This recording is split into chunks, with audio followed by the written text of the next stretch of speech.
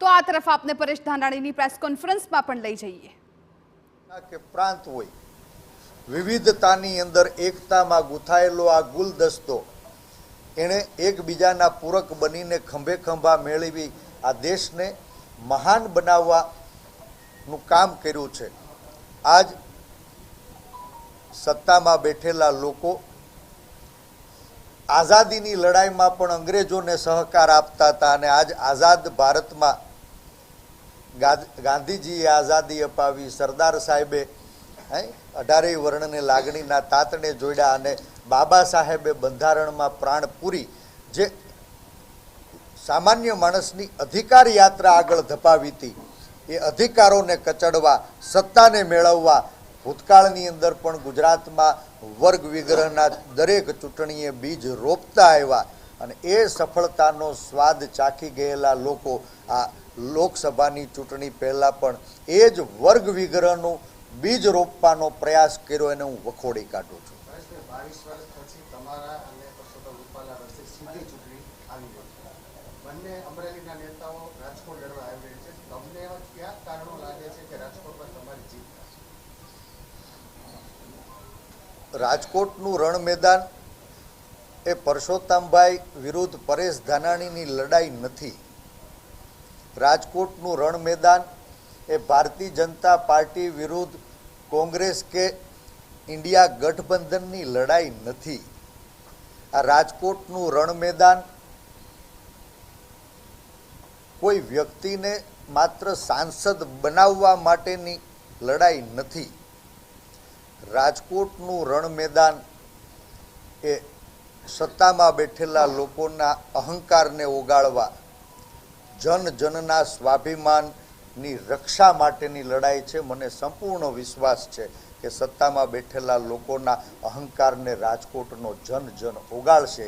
સામાન્ય જનતા એના અધિકારોના રક્ષણ માટે, એના સ્વાભિમાનની રક્ષા માટે સૌ સાથે મળી અને આ લડાઈને આગળ ધપાવશે।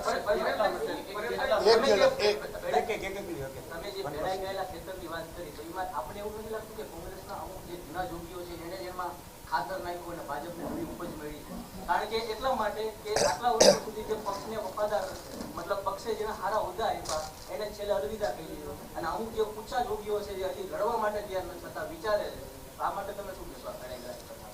ખૂબ સાચી વાત છે। કોંગ્રેસ પક્ષ એ માત્ર સંગઠન નથી, રાજકીય પાર્ટી નથી। કોંગ્રેસ પક્ષ એ આંદોલન છે, આઝાદીનું આંદોલન। આઝાદીના આંદોલનમાં પણ શક્તિશાળી લોકોને સાથે લઈ અને જે સમૂહ બન્યો એ જ કોંગ્રેસ પાર્ટીમાં પરિવર્તિત થયો। કોંગ્રેસ પક્ષ બન્યો ત્યારથી આ જ પર્યત સંપૂર્ણ આઝાદી છે। બોલવાની આઝાદી, હરવા ફરવાની, ખાવા પીવાની, પહેરવાની આઝાદી, પોતાનો મત સ્પષ્ટપણે અને જાહેરમાં મૂકવાની પણ આઝાદી। મારે આપના મારફત ભારતીય જનતા પાર્ટીના મિત્રોને સવાલ પૂછવો છે કે તમે એવી કઈ વ્યવસ્થા પેદા કરી છે જ્યાં તમારા નેતાઓ નમાલા બની ગયા છે? આજ પ્રજા વિવિધ સમસ્યાઓથી પીડાય છતાં ભારતીય જનતા પાર્ટીનો ચૂંટાયેલો જનપ્રતિનિધિ એની સરકારને સાચી વાત કેમ નથી કહી શકતો? અમારે ત્યાં ઉણપ હતી। હું પાડ માનું છું ઈશ્વરી શક્તિનો। કોંગ્રેસનો બધો જ કકળાટ છેલ્લા 15 વર્ષમાં વટલાઈ અને કમલમની કાર્યાલયે ગયો અને એનું પરિણામ આજ ગુજરાત ભાજપમાં દાવાનળની સ્થિતિ છે। ભારતીય જનતા પાર્ટીના 2 ઉમેદવારોને પાછા ખેંચી લીધા અને આ ત્રીજાને પાછા ખેંચવા કે કેમ એનો આજે પણ મને સવાલ લાગે। એક દાખલા સાથે મારી વાત પૂરી કરીશ। અમરેલીની અંદર એક બનાવ બન્યો, આપ એના સાક્ષી છો। કોઈએ પૂછ્યું કે ભાઈ શું થયું? તો કે અમરેલીમાં ઝઘડો થયો। કોની વચ્ચે થયો? તો ક્યાં થયો? તો કે ભારતીય જનતા પાર્ટીની કાર્યાલયે થયો। કોણ બાંધ્યા? તો કે ભાજપવાળા અંદરો અંદર બાંધ્યા। શું કામે બાંધ્યા? તો કે ટિકિટ મને મળશે કે તને મળશે એની માટે બાંધ્યા। તો માર્યા કોણે? તો કે ભાજપવાળાએ। માર કોણે ખાધો? તો કે ભાજપવાળાએ। માર શેનાથી ખાધો? તો કે ભાજપના ઝંડાવાળા દંડાથી ખાધો। 15 જણાના અમરેલીમાં માથા ફાટી ગયા ને દવાખાને ગયા. આ ભાજપવાળા અંદરો અંદર સત્તાના સ્વાર્થ માટે, ખુરશીની ખેંચમખેંચ માટે લડી રહ્યા છે.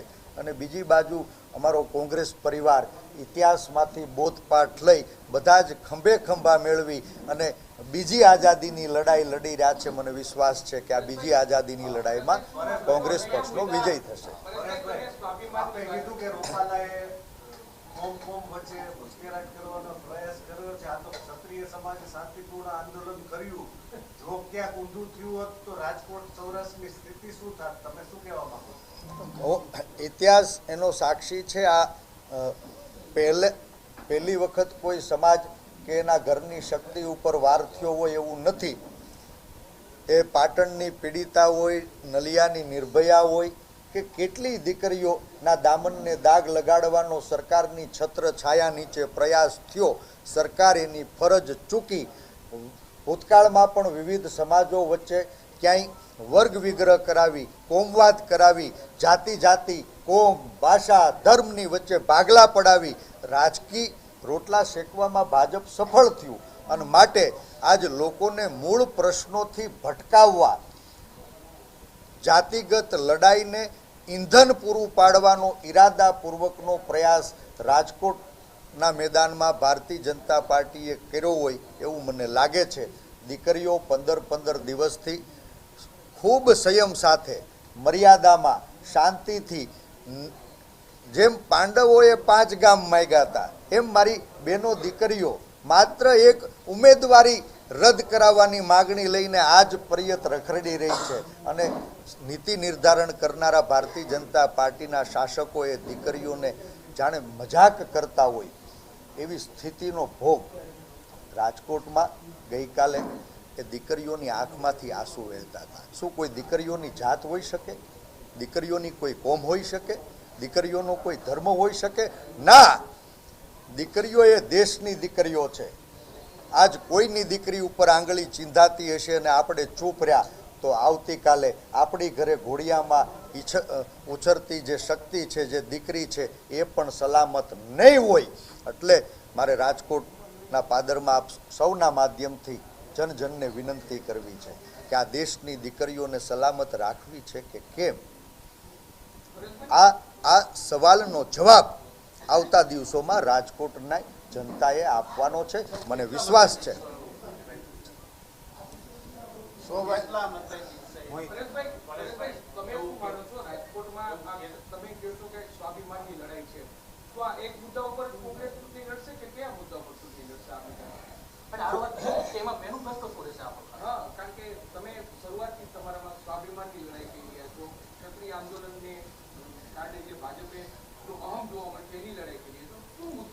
લોકોની વચ્ચે આ એક મુદ્દે જવાનું